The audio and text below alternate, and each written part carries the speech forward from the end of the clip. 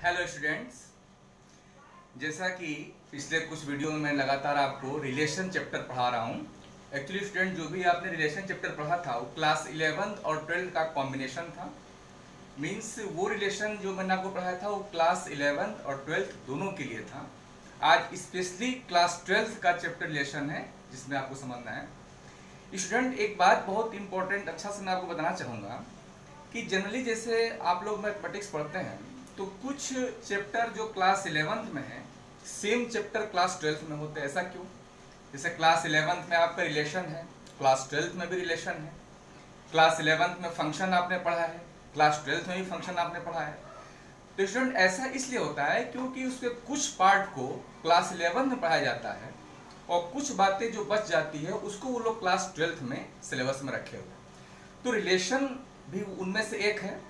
तो जो class 11th में आपने रिलेशन पढ़ा है उसमें कुछ पार्ट को छोड़ दिया गया था क्लास 12th के लिए। तो ये तो श्योर स्टूडेंट है कि क्लास 12th का जो चैप्टर रिलेशन है, अगर ये बच्चा जब पढ़ना शुरू करेगा तो उसको क्लास 11th वाला जो बेसिक रिलेशन है वो सब उससे अच्छी तरह पहले आना चाहिए। तो मैंने जितना भी लास्ट वीडियो में रिलेशन पढ़ा चुका हूँ आपको, उसको आप ओपन करिए, उसको अच्छा से सुनिए, समझिए कैसे मैंने क्या बताया। ये स्पेशली क्लास 12th का रिलेशन जो 11th में बाकी रह गया था वो क्लास 12th में पढ़ाया जा रहा है रिलेशन। ओके, तो क्लास 12th का रिलेशन, इसमें स्टूडेंट आपको टाइप्स ऑफ रिलेशन के बारे में बताया जाएगा। क्लास 11th में केवल रिलेशन क्या है, रिलेशन को कैसे हम आइडेंटिफाई करते हैं, रिलेशन का कैसे क्रॉस प्रोडक्ट जो आपने ए क्रॉस बी सब पढ़ा था वो सब बताया गया था। इक्विवेलेंट रिलेशन क्या है ये सब आपको बताया गया है, मेरे वीडियो में आप देख सकते हैं। अब क्लास 12th में टाइप्स ऑफ रिलेशन समझाया गया है। 3-4 टाइप के आपको रिलेशन समझाया जाएगा यहाँ पर। वे types of relation class 11th में नहीं था, ये क्लास 12th में आपको बताया जा रहा है कि how many types of relations. Okay, तो हेडिंग है स्टूडेंट्स टाइप्स ऑफ रिलेशन। इसमें सबसे पहला आपको मैंने लिखा है रिफ्लेक्सिव रिलेशन। स्टूडेंट, सबसे फर्स्ट रिलेशन का नाम दिया गया है रिफ्लेक्सिव रिलेशन। तो इसको मैं आपको बताने जा रहा हूं कि रिफ्लेक्सिव रिलेशन क्या होता है, इसको अलजेब्रिकली कैसे शो करते हैं और इसको कैसे हम बताते हैं, किसी हम सेट में कैसे पता कर सकते हैं कि मेरा गिवन रिलेशन रिफ्लेक्सिव है या नहीं। बाकी पीछे वीडियो में सब आपने देखा है, रिलेशन को हम आर से शो करते हैं, कुछ ऑर्डर पेयर को लिखते हैं, उसी को रिलेशन हम बोलते हैं। तो स्टूडेंट, फर्स्ट में रिलेशन है रिफ्लेक्सिव रिलेशन। बी केयरफुल, समझिए। Okay,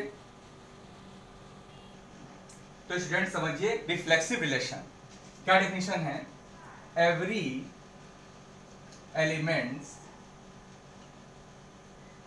elements of set A is related to itself।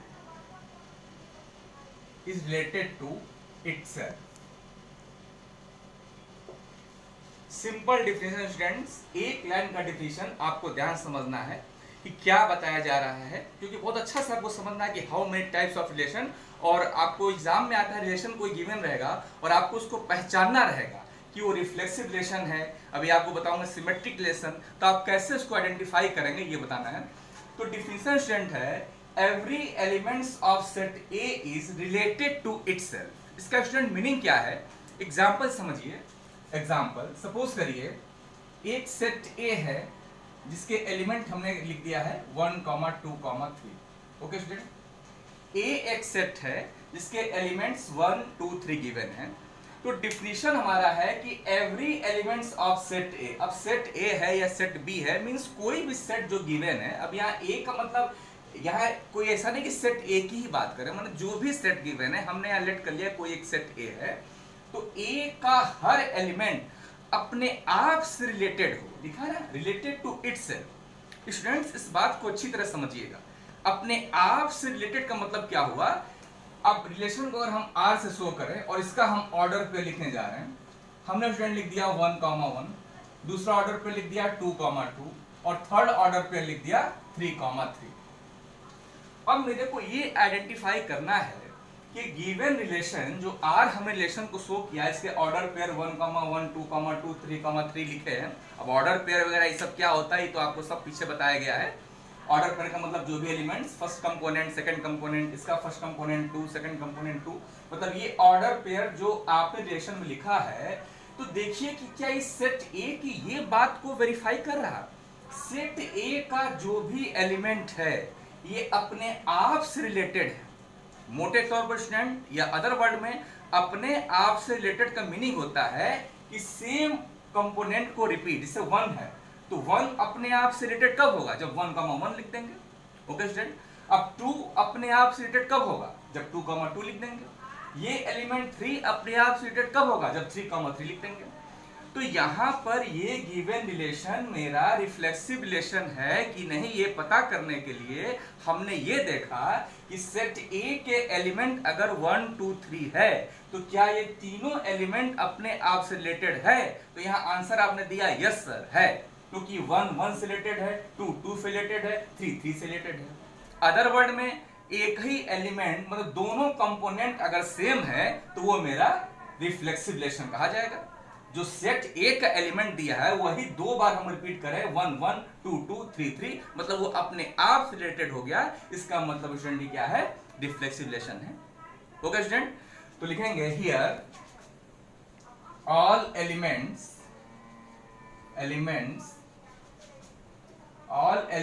Of set A is related to itself. मतलब आप यहां पर देख रहे हैं कि सारे एलिमेंट सेट ए के अपने आप से रिलेटेड है, so it is transitive, so it is reflexive relation.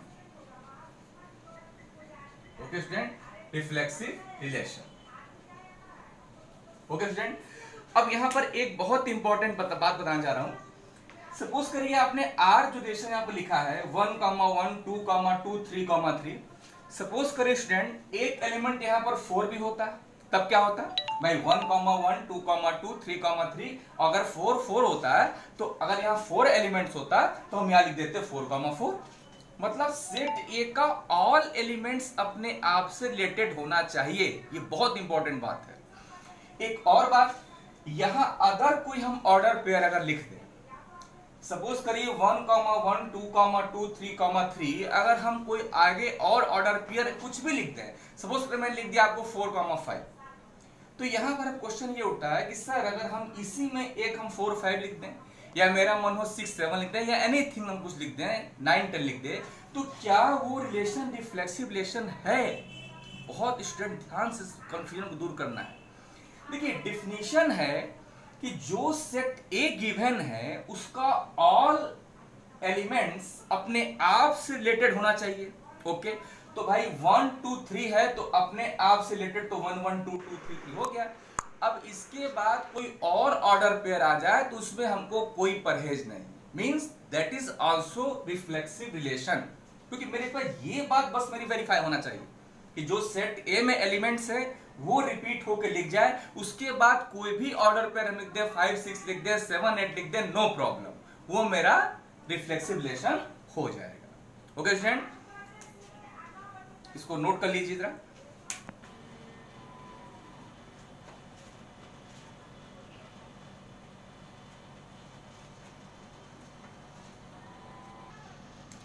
Student एक और एग्जांपल देखिए इसी में आगे। एक एग्जांपल नेक्स्ट है, सपोज करिए ए एक सेट गिवन है जिसके एलिमेंट्स 2, 4, 5 एनीथिंग, हम कुछ भी लिख देंगे, और आर एक रिलेशन है जिसके ऑर्डर पेयर हमने 2, 2 लिख दिया है, अगेन 4, 4 लिख दिया है, 5, 5 लिख दिया है, और एक अदर ऑर्डर पेयर सपोज करिए हमने 6, 9 कुछ भी लिख दिया। तो अब यहां पर मेरे को क्वेश्चन ये है कि दिस रिलेशन इज रिफ्लेक्सिव और नॉट। तो स्टूडेंट मैंने अभी आपको बताया सेट ए का जो भी एलिमेंट्स है वो अपने आप से रिलेटेड होना चाहिए। तो 2, 2 से रिलेटेड है, 4, 4 से रिलेटेड है, 5, 5 से रिलेटेड है, तो मेरी रिक्वायरमेंट यहां पर खत्म हो गया। मेरा डिफिनीशन है कि जो भी सेट ए में एलिमेंट है वो अपने आप से रिलेटेड होना चाहिए। आगे कितने ऑर्डर पेयर है इससे मेरे को कोई मीनिंग नहीं है, वो सब होगा रिफ्लेक्सिव रिलेशन। बात मेरे स्टूडेंट समझ गए? मेरा ये रिक्वायरमेंट जब पूरा हो गया 2, 2, 4, 4, 5 है, अगर ये रिक्वायरमेंट पूरा नहीं हुआ स्टूडेंट तो मेरा ये गिवन रिलेशन रिफ्लेक्सिव नहीं होता। अब आगे 6, 9 एक और ऑर्डर पेयर आ गया, आगे कुछ भी ऑर्डर पेयर आ जाएगा, उससे कोई मीनिंग नहीं, ये मेरा रिफ्लेक्सिव रिलेशन है। इज ऑल्सो लिख सकते हैं, is also reflexive relation. Reflexive relation. Okay student, तो मैं समझता हूं कि रिफ्लेक्सिव रिलेशन क्या है ये स्टूडेंट को अच्छी तरह समझ में आ गया होगा कि हम कैसे पता करते हैं कि गिवन रिलेशन रिफ्लेक्सिव है या नहीं। ओके, अब इसको हम एल्जेब्रिकली शो कैसे करते हैं जरा वो देख लिया जाए। पहले इसको जरा नोट कर लीजिए, फिर मैं स्टूडेंट इसको एल्जेब्रिकली हम लिखे कैसे हैं, मीन्स जब आप क्वेश्चन सॉल्व करेंगे तो आपको कोई क्वेश्चन गिवन रहेगा और बोला जाएगा भाई इसको सब आप चेक करिए कि रिफ्लेक्सिव रिलेशन है कि नहीं, तो उसको हम एल्जेब्रिकली लिखते कैसे, इसको डिनोट कैसे करते हैं जरा ये समझ लीजिएगा। हमेशा लिखा आता है फॉर रिफ्लेक्सिव ये आपका आर एक रिलेशन है, एक्स वाई बिलोंग्स करता है आर को such that x is equal to Y.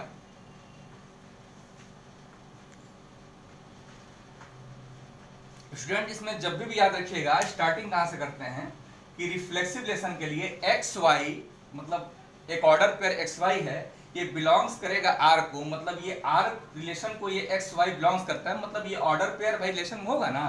तो सच दैट ये कब पॉसिबल है जब x is equal to y, क्योंकि अभी आपने बोला ना कि भाई 1 1 2 2 3 3, इसका मीनिंग क्या है, बोथ कंपोनेंट्स आर इक्वल, जो ऑर्डर पेयर के कंपोनेंट है दोनों वो इक्वल होना चाहिए। तो एल्जेब्रिकली कैसे आप बताएंगे, एल्जेब्रिकली आप ऐसे ही ना बताएंगे कि एक्स वाई कोई एक ऑर्डर पेयर है जिसका कि फर्स्ट कंपोनेंट x है और सेकंड कंपोनेंट y है, ये बिलोंग्स करता है अगर किसी रिलेशन को, तो सच दैट ये कब पॉसिबल है when x is equal to y, मतलब ये और ये जब दोनों इक्वल है, x y इक्वल है, तभी ना मेरा रिफ्लेक्सिव रिलेशन होगा।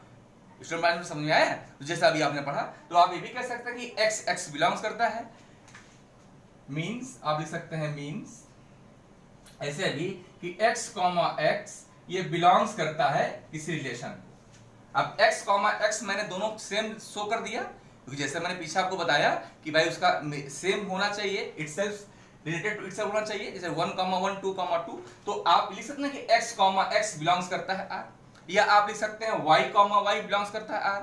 तो एल्जेब्रिकली ये शो करने का तरीका है कि x y कोई ऑर्डर पेयर अगर किसी रिलेशन को बिलोंग्स करता है, मींस सच दैट ये तब पॉसिबल है x is equal to y, तो जब x y इक्वल है तो आप बोल सकते हैं x कॉमा x बिलोंग्स करता है r। जब आप क्वेश्चन मैं आपको बताऊंगा तो ये बताऊंगा कि सबसे पहले स्टार्टिंग इस वर्ड से किया जाता है, उसके बाद उसको प्रूफ किया जाता है कि कैसे रिफ्लेक्सिव रिलेशन है। फिलहाल अभी तो आप इतना समझ गए रिफ्लेक्सिव रिलेशन क्या होता है, एल्जेब्रिकली कैसे शो करते हैं, उसको ये तरीका है। Okay student, note it.